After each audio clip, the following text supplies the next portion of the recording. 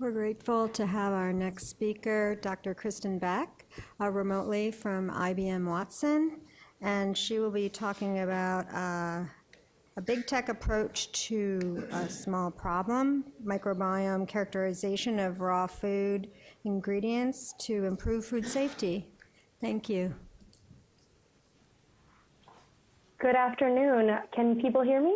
Yes. Okay. Can you see me? No. That's the way I planned it.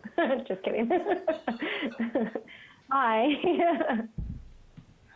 I'll start with a brief introduction. I am sharing my PowerPoint present. Oh, actually, hold on. Let me share this officially. Hold on just one second.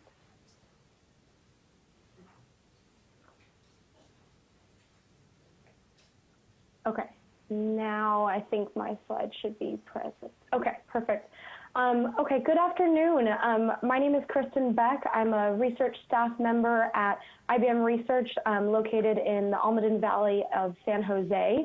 I've been a researcher of food for more than a decade at this point, and since joining IBM, I've really enjoyed diving into food safety and changing the way we assess food safety risks and hazards and developing methods to improve causes that make people very sick.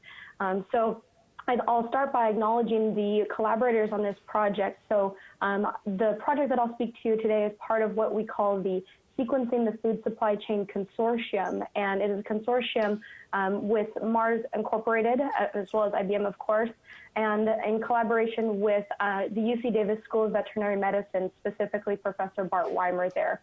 And he heads the 100K Pathogen Genome Project and has been a really instrumental person in this project. We also collaborate with Biorad Laboratories, and each of these partners brings an excellent set of skills and expertise for helping us address food safety needs and develop methods that can inform and improve the regulations around food safety. Okay. So if any of you in the room have ever had a foodborne illness, you know that it is not a pleasant experience. And it affects a lot of different people. 1 in 6 Americans every year suffer from a foodborne disease, and that equates to 2 million annual deaths in emerging areas. This is an issue that affects a lot of people, and in the U.S. we have a more stable health system to where treatment can be more easily accessible, but in other countries this can mean life or death. And as many of you are aware, this is not something that just has gone away, that you have occurrences that happen on a frequent basis. They break the news, they span across the country, affect the young, affect the old, and this is a really a big issue in food safety. And so what the Food Safety Consortium set out to do is to transform the way food safety tests are completed and develop methods that have a higher resolution for detecting pathogenic bacteria, food fraud, antimicrobial resistance, and approach food safety from a more modern perspective and develop the understanding to bring these methods into the factory and help bring food safety into the 21st century. And I'll start by saying there are known hazards that occur in food safety where a food ingredient is recalled over listeria contamination, for example. There are also the occurrence of antimicrobial resistance that can occur in food, and understanding the source of this and the causality of antimicrobial resistance is actually one of the most challenging areas in food safety today. And I won't speak too much about antimicrobial resistance, but one of the challenges is that bacteria natively will have resistance to antimicrobials. And so identifying the source of that resistance is a really hard thing to track because it is not readily available to identify between the cause of such a use of an antimicrobial in a live feedstock production or in an animal housing versus what the bacteria will naturally do. But also another known hazard is the food fraud. So if you guys are keeping up on your food safety news, these articles are all within the last month, actually, where breaking news comes out about food fraud. People are selling what they claim to be chicken, and it really is more predominantly soy. And this goes, from the perspective of consumer expectations, but it can also be a more harming thing when an individual is kosher or chooses not to eat a certain ingredient, or even as it relates to food allergies, where the presence of a food ingredient that shouldn't be in the sample from a food authentication or food fraud perspective can be really harming. These encompass some of the known hazards that can occur during food safety, but there are also unknown food safety hazards. And I don't know if any of you remember these type of plates or can identify that structure, but this is melamine. And many of you may be familiar with the occurrence that happened back in 2008 in China, where production companies were adding melamine to milk, and it ended up affecting 300,000 individuals, many of whom were children and babies, and I think there was like 60 or so babies that died because of this incident. And in this situation, it was a completely unknown hazard prior to the introduction of melamine into milk. And this kind of a test is not something that we in the food safety world have a traditional test for. There is not a way to identify these kind of anomalies. Many of the food safety tests are targeted where it's culturability of salmonella or presence of lead or presence of aflatoxin, these kind of components, and it's a targeted search for a known hazard. However, when people become entrepreneurial or they think it's innovative, they add components to fool quality assurance metrics or other components to where you end up with these unknown food safety hazards. And today in our common food safety practices, we don't have a way to detect unknown hazards of this nature. And while the situation of an introduction of melamine in milk was a tragic situation, it is likely not the last of its kind. And something of this nature will happen again. It will probably not be melamine, but it'll be some unexpected chemical or biologic that could be really harming to human health. And so one of the things that we are working on in the Food Safety Consortium is understanding the microbiome of these food ingredients. And the idea is that microbiome will respond to its environment much the way a canary in a coal mine does. And the thought is that microbes live on this food matrix, and they will change in relation to what that food content is or as they adapt to their environment. Just as when spring starts to come and the sun peeks out and the flowers are blooming, people get a little happier in general, and we respond to our environment. The microbes will also respond to their environment in this manner. And by understanding what the microbes are doing in a sample, we can then detect these changes and function in a way where we are agnostic to specific targeted threats or hazards, and instead can look for outliers and deviations that occur in a food sample, and can use that to identify unknown hazards without having to force a name on that, and can use that to identify outliers of a sample, where with the concept that a food ingredient will be comparable in its microbiome content within some variation for seasonality and those kind of things, but should be on the majority of an equivalent signature, and that those that are anomalous or outliers based on their various hazards will have different microbial composition. Okay. And so part of this session is about understanding novel techniques. So I want to give you a little bit of background on the technique that we're using in this Food Safety Consortium. So many of you are familiar with the concept of a gene, a small body of DNA that can be transcribed and expressed. Together, these genes, along with a lot of other genomic content, form the genome. And when you're studying an environmental sample, you can collect what's known as the metagenome.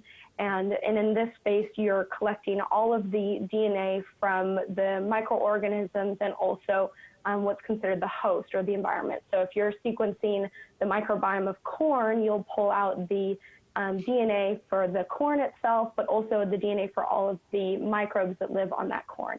And many of you are probably aware of all the gut microbiome research and microbiome of the built environment and a lot of the deep sea microbiome. There's a lot of really exciting research on this, but much of that has focused on metagenomes. And if you consider, the central dogma, the transcripts and transcriptomes also give really important information, and they go beyond the identification of who is present in a sample, but it starts to get at what are these organisms actually doing, which genes are expressed, are the microbes producing expression to consume a toxin that might be in the sample, are they functioning in a way where they're producing things for normal cellular homeostasis, and can get an idea of actually what the microbes are doing in the sample. And the technique that we're using is called metatranscriptomics. And what this is doing is it is taking all of the RNA in a sample and identifying what the sequence is. And we're looking at the RNA content of the host and also the RNA content of all of the microbes. And through this, we can confirm the food fraud component, understanding what actually is the host ingredient, or if it's a mixed sample, and then also how are these microbes responding based on variations in the sample. Should I pause there for any questions? I don't know if you guys are taking questions in between. There's no question. I will press on. Okay. Just, holler if you have questions. So what a general workflow for the consortium looks like is right now we're in the process of identifying microbiomes of raw food ingredients. And these are raw pet food ingredients, in part because this is early stage research for the application of metatranscriptomics to food safety. And also because with the introduction of FSMA, which is the Food Safety Modernization Act, the focus has really shifted on being proactive in your sampling and identifying situations before they happen. So we're working with protein meal samples, which, that would take a cow, a beef product, or cow, chicken, fish, and turn it into some kind of soup, which ends up being a protein meal that goes into dog food, like dried kibble. So that's shipped to the Mars factory. The samples are collected as the shipment arrives at the factory, and they're in this dry powder state. At UC Davis, the samples undergo a library preparation or an extraction and library preparation. And there's currently a significant challenge in library preparation for these type of ingredients because the host content is so high. As the poultry, for example, goes through a drying process, there's a lot of degradation that occurs to the sample. And so Professor Bart Weimer at UC Davis has worked extensively on being able to extract out the RNA without biasing the sample, and has prepared some enzymatic methods to deplete the host from the content without biasing the samples. And that'll be coming out in publication probably this year. The samples are then sequenced on an Illumina HiSeq. We've looked at, over the last couple of years, we've sequenced on 2500, 3000, 4000, and most recently we're starting with X10. And if any of you are planning on sequencing these type of samples, the HiSeq and the X10 have been have had very good performance for us. The sequence then comes to IBM Research, and we're completing a lot of the bioinformatics here by utilizing publicly available tools and also developing methods where the tools don't exist. So the insights that we want to derive from these food metatranscriptomics are asking, what is the sample? And this is getting at that food fraud matrix authentication. And when I say matrix, I mean the food matrix that these ingredients or that these microbes live on. And this is testing for authenticity. If a company says this is a chicken ingredient, is it actually chicken? We're also trying to understand what is actually in the sample, and can we use this microbial identification to give us indications of hazards that may be occurring. And this is also looking at the pathogens and the ecological characteristics of the sample. And we also want to understand what are the microbes doing. And that's getting to that gene expression analysis where, and I won't share this with you today, but we're currently working on looking at responses to aflatoxin in microbes or in these food samples and seeing how do the microbes respond to the presence of aflatoxin. Do you see an increase in the expression of genes as a response? And that work's currently ongoing.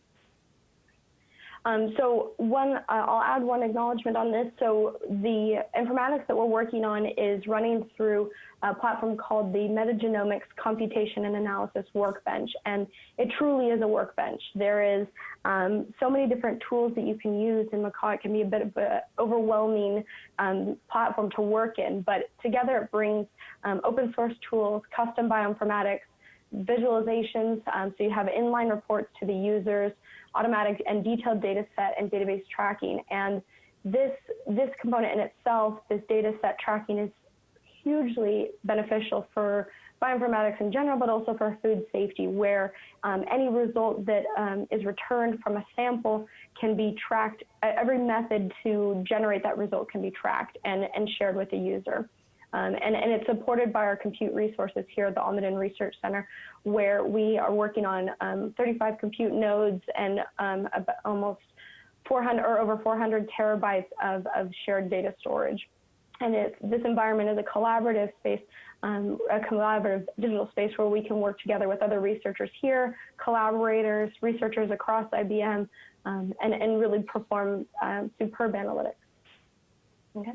So as an overview, I wanted to give some background on what the informatics look like. And this is a general schematic where each of these pieces can be described by a couple different sub-methods, and I'll comment to those. So the general informatics workflow is you bring in raw sequencing reads, and in this case, as I mentioned, this is total RNA sequencing, and we obtain or build databases. The database work in this space is of the utmost importance. When you're looking to identify microbes or even the matrix, if in the database that content doesn't exist, the identification of that microorganism cannot happen. And we've done work with synthetic samples where we see that in a reference genome space, even differences as small as 15% on a genome to genome edit distance can be misidentified if they're not present in the database. And right now, the majority of people are using NCBI's RefSeq, and there are some subtleties in this database in that much of the genomic sequences that are present in the reference database are based on what is funded, and what is funded is often related to human health and human diseases. So you'll have a very high content of salmonella genomes and listeria, but some of the other microbes are not going to be present. And there can be microbes in a sample that can generate spoilage where the sample goes bad in general, but these may not be present in the database, in part just because that spoilage microbe doesn't make a person sick. So the database holds is something that is crucially important when working on food safety and metatranscriptomics. And we've worked on building out capabilities around this food safety database, and we'll be releasing that in the coming months. Once you have the raw sequence reads in a database that you feel is sufficient enough, the read assignment, you can undergo the read assignment. And there are a variety of different methods of this. There's short read aligners, there's K-mer classifications. The work I'll share today is using an aligner called BWA-MEM, but we're also looking at K-mer classifications using Kraken as well. From the read assignment stage, you can undergo gene expression, and this gets to identifying what these microbes are actually doing. Are they doing normal cellular processes, or is this something where the microbes are signaling stress? Are they consuming toxins? All these different components, and that can help get to the characterization of biological function.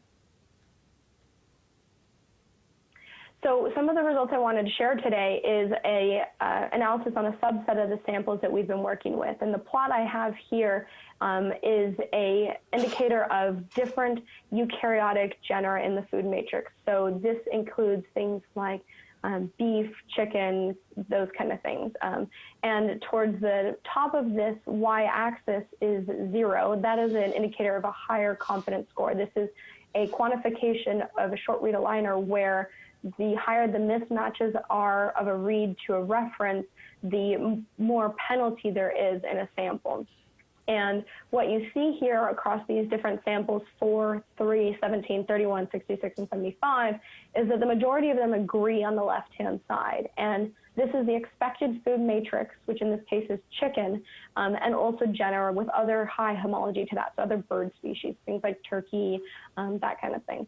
And what you see also, though, is that in this sample 4, there are a lot of organisms that are present that are not in alignment with the other samples. So you're seeing deviations from this in this 6-sample baseline. And this is something that neither us or Mars expected to see when we set out to sequence this raw ingredient baseline. And the circle I've highlighted here specifically is a mammalian genera that was not expected to be seen in the sample.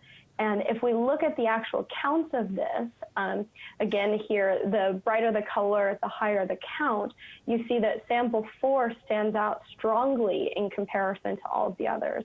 This is, in PowerPoint it's not, but normally this is an interactive visualization where this whole bottom line is chicken. And when you look at what that top box is that is differentiating sample 4 from the others, we see that this is sus, which is the Latin name for pork, sus scrofa. And so sample 4 had a very high concentration of pork compared to all of the other samples. And this is shown here now as the relative abundance. And so in this situation, a food vendor shipped the ingredient to the Mars company, and they said, yep, chicken, we're good, this is all chicken. And lo and behold, if you actually look at the nucleotide composition of this sample, that is a drastically different signature from the other food matrix content. And to understand the difference from a microbial perspective, this is that similar plot, but now for the microbial content here, where the higher the score on the y-axis, or the score closer to 0 on the y-axis, is a higher confidence. And you see the majority of the samples are clustering over on the left-hand side with some similarity, but sample 4 stands out strongly again. And if we take a closer look at the organism I've highlighted here, Blautia, what we see is that, and we saw this organism, and what we see is the concentration of Blautia is far higher in the sample 4 compared to all of the other samples. So there's a microbe in a high abundance that is in correlation with a food fraud. And what we came to find out is Blautia is actually a microbe that exists only in mammalian guts. So it wouldn't exist in a chicken's gut because chickens aren't mammals. And it was in such a high concentration that the microbes themselves respond to a food fraud situation that can determine a hazard before a food company would be able to detect. And for the food fraud, there is not a common assay that is performed for matrix authentication to determine that a food ingredient is what a company claims it to be. So this was really enlightening for us to see the microbes respond in such a manner. And as we added more sequence to these samples, we see that this trend holds up again, that as you add, and this is still a subset, but we've now looked at over 40 samples, as you add more and more samples to this method, you see that there is not a repeatable, or you do not see this kind of an outlier again, and you do not see the same kind of pork signal compared to other samples.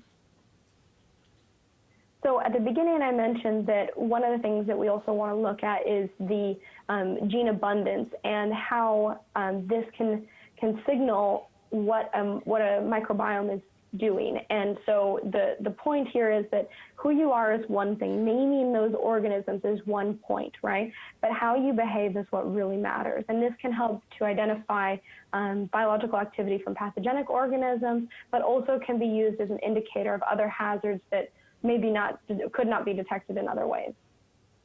And so one of the methods that we're working with now is a method called Human2, and this is out of the Huttenhauer lab from Harvard. And just as a high-level overview, the pipeline involves aligning pre-filtered reads to functionally annotated pangenome species. which this is the annotations have already been performed on these species, on these pangenomes, and we aligned those the host pre-filtered reads to that database. And then the reads that could not be mapped undergo a translated search to a protein reference. And then those hits are combined to have protein families and organism-specific hits that support components of a reaction or components of a pathway. Together, those pieces are quantified to deliver a gene family abundance, as well as a pathway abundance and pathway coverage using the human core algorithms. And so what you end up with is a list of pathways that are present. And one of the results I'll share with you today is one of our samples, MSMB13, where it was a spiked sample to serve as a positive control for pathogenic bacteria. And there were 7 genera that were spiked into the sample. These were Salmonella, Listeria, Vibrio, Klebsiella, things that make people very sick. And the idea was, can we use this control sample to assess whether the microbiome responds at the gene level? And on this plot, on the y-axis is the pathway abundance on log scale, and on the x-axis is the pathway coverage, to where high coverage and high abundance pathways will be on the top right-hand corner. And what we found is that there were a lot of pathways that were present that were in association of living cells. Things like aerobic respiration, iron oxidation, peptidoglycan maturation, and acetylene degradation, indicating that these microbes have biological activity and supporting the shifts that can occur with a known concentration of pathogenic organisms. And when we compare this spiked sample to other samples of quote-unquote normal origin, we see that the abundance of these said pathways are considerably higher than those other pathways, than the pathways in other samples. And we are currently understanding and working to assess if these families of curves can indicate families of function, and if there is coordinated expression of these different pathways in the sample, and how those are responding to the presence of pathogenic organisms. So in summary, the metatranscriptomic analysis that we've worked on is a useful tool to identify hazards in food safety. And this is especially important with regard to identifying potential food fraud or pathogenic microbes, and can help identify hazards that can't be tested for during normal food safety measures today. A robust compute infrastructure is required for this type of analysis, and IBM has really led the way in helping this type of work occur through optimizing for parallelization and performance for this type of analysis. And also in our early work sequencing a baseline of samples, we already are seeing unexpected outliers, and that we also see that the source of the outlier cause, in this case that food fraud issue, correlates with the microbiome shifts as well, and that the microbial content can be an indicator of the changes in the host content or the changes in the host ingredients.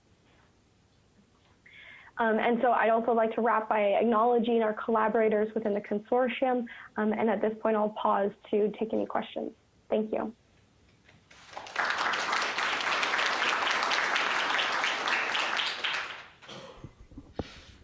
Does anyone have a question they want to raise? If not, I want to thank Dr. Beck and all our excellent speakers in this session. Thank you.